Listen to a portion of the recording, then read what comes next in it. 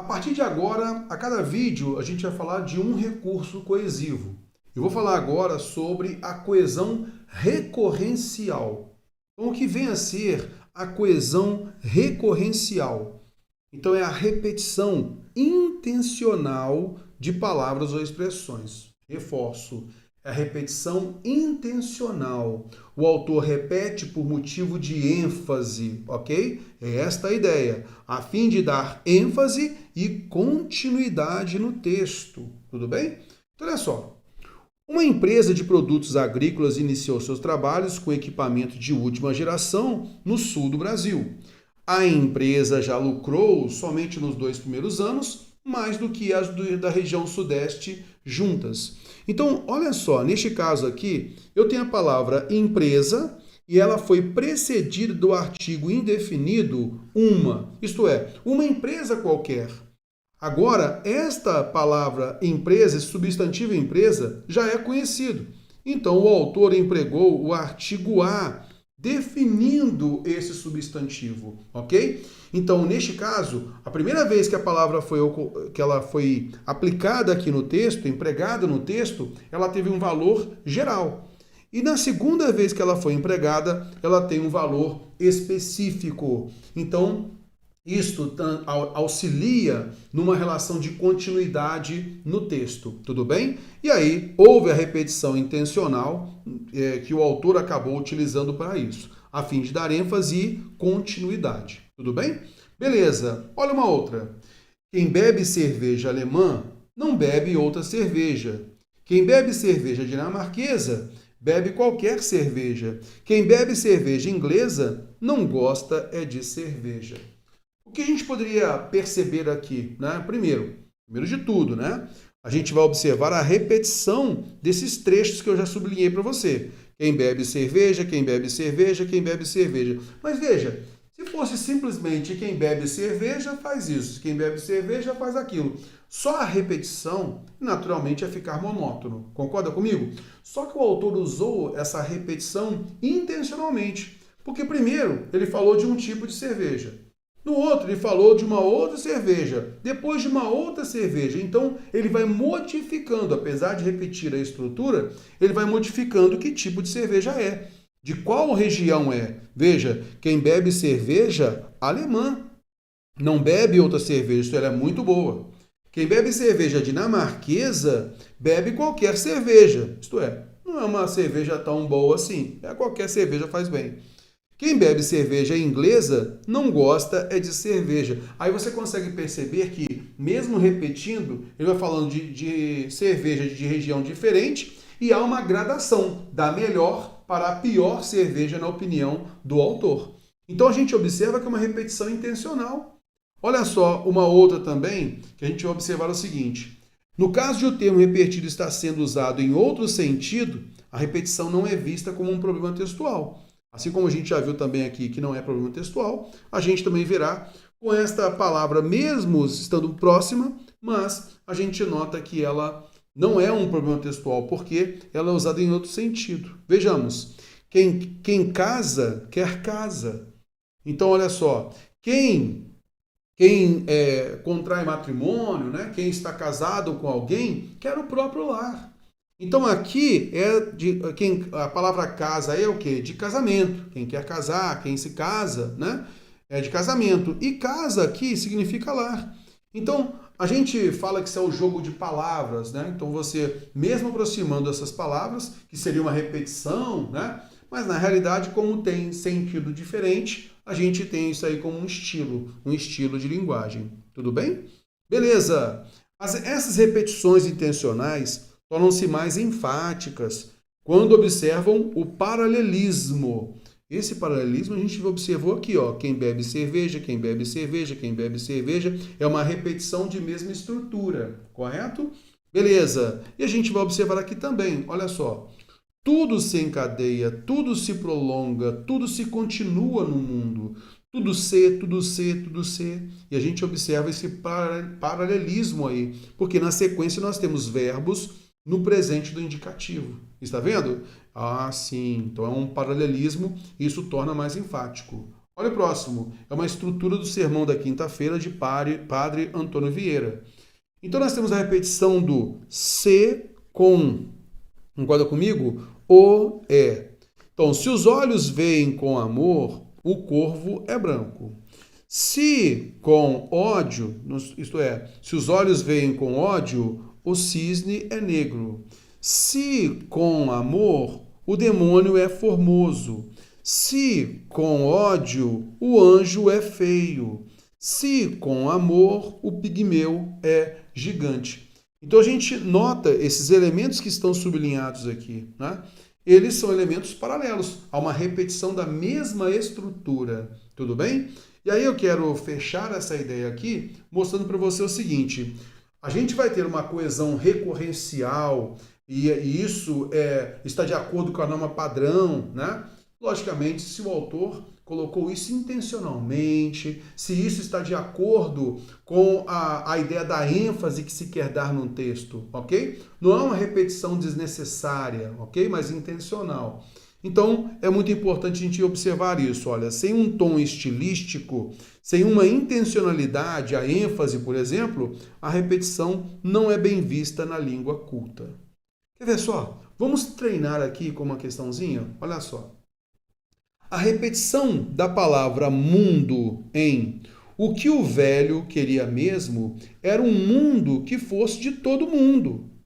Torna o trecho redundante. Vejamos então. Em suma, o que o velho queria mesmo era um mundo que fosse de todo mundo. Isso torna o texto redundante? Bom, tornaria redundante se houvesse uma repetição desnecessária. Mas você vai notar aqui que ele falou da palavra mundo, o ambiente em que nós vivemos, o mundo em que vivemos.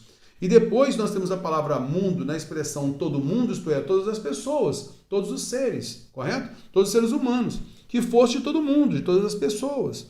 Então, como nós temos aqui sentidos diferentes, isso não torna o trecho redundante.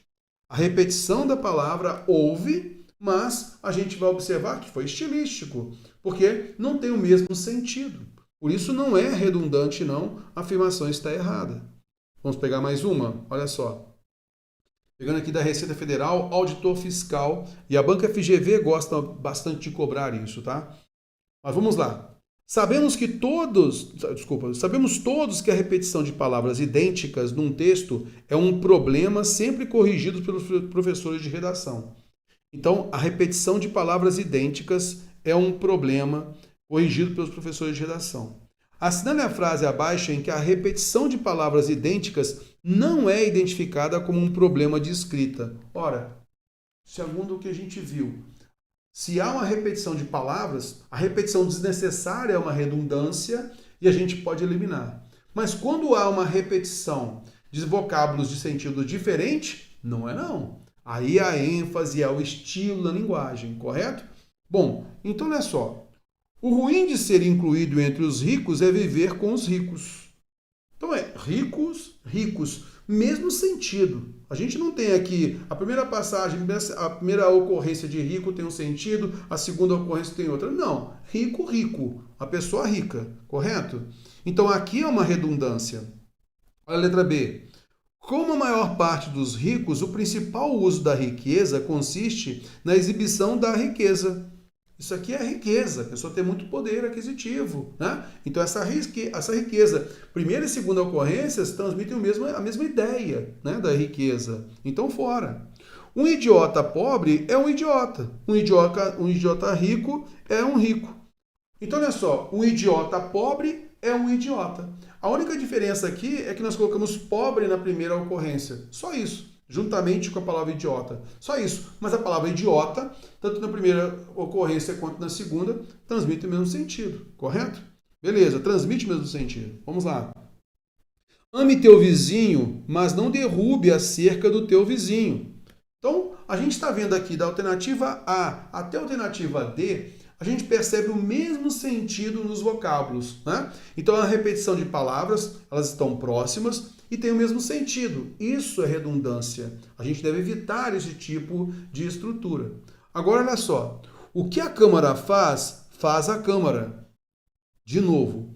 O que a Câmara faz, faz a câmara. Bom, eu consigo perceber com o verbo fazer aqui, eu consigo perceber um sentido diferente do segundo para o primeiro. Olha só, o que a câmara faz, o que a câmara emprega, o que a câmara trabalha, né? Então, efetivamente, aquilo que a câmara executa constitui a câmara. Então, veja bem, ele falou sobre o papel da Câmara. O que a Câmara faz, o que ela executa na sociedade, constitui o que efetivamente é a Câmara. Então, aqui, o primeiro verbo faz transmite a ideia de execução, executa, tá?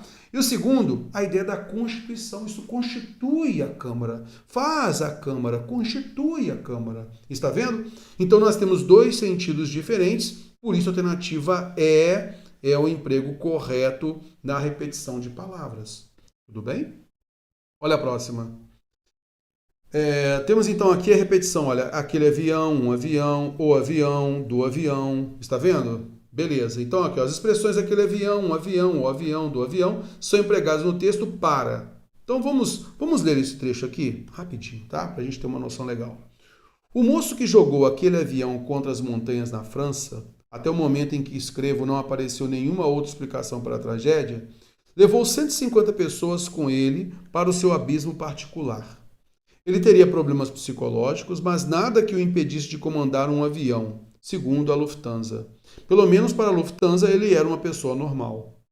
De repente se viu sozinho na cabine de comando, com um avião nas suas mãos. Talvez tenha se auto-inebriado com a enormidade do que poderia realizar.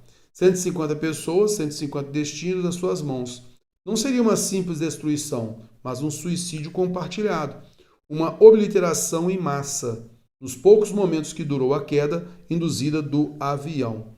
Então houve a repetição da palavra avião, beleza? Contando o caso daquele piloto, né, francês, que acabou jogando contra uma pedra, né, o avião, matando todo mundo, beleza? Então vamos lá. Vamos avaliar aqui, então, essas expressões, aquele avião, avião, o avião do avião, está falando basicamente em cima, né, na mesma ideia. Né? O tema é o quê? A queda do avião. Então, serve para dar credibilidade às informações contidas no texto. Como a gente, então, vai colocar elementos para dar credibilidade, né, para eles darem credibilidade às informações do texto? Você coloca, por exemplo, dados comprobatórios de alguma coisa, você pode colocar dados de pesquisa, você pode colocar uma fonte bibliográfica, você pode colocar a opinião de um especialista na área. Então você tem elementos que a gente chama de estratégia argumentativa para comprovação de algo. Então não é para dar credibilidade, ok? Beleza. Torna o texto mais inteligível. Bom, ele auxilia, tá? Ele auxilia na inteligibilidade do texto, né? Na informação veiculada no texto. Mas a repetição em si não torna o texto mais inteligível, ok? Não é essa a intenção. Torna o texto monótono, não há necessidade de querer tornar o texto monótono, correto? Mas aí vem a ideia principal. Quando ele repete essas palavras, né? A palavra, melhor dizendo, avião, colocando os elementos linguísticos próximos aí, né? Aquele avião, conhecido porque foi noticiado, um avião de maneira geral, o avião, aquele específico, do avião, né? Então, é a queda do avião. Ele está tratando desse tema, a queda do avião. Então, ele garante a manutenção, porque o recurso de coesão é para justamente transmitir uma ideia de sequência. Então, ele transmite uma sequência dentro do tema abordado, ok? É esta a ideia. Ressaltar a dimensão da tragédia? Não. Então, a gente nota que a coesão serve, então, para manutenção do tema abordado, dando sequência nas ideias, mas dentro de um mesmo tema, como a gente observou aqui, que é a queda do avião. Show de bola? Com isso, a gente finalizou aqui a parte da coesão recorrencial, essa repetição de palavras. A gente se vê no próximo vídeo.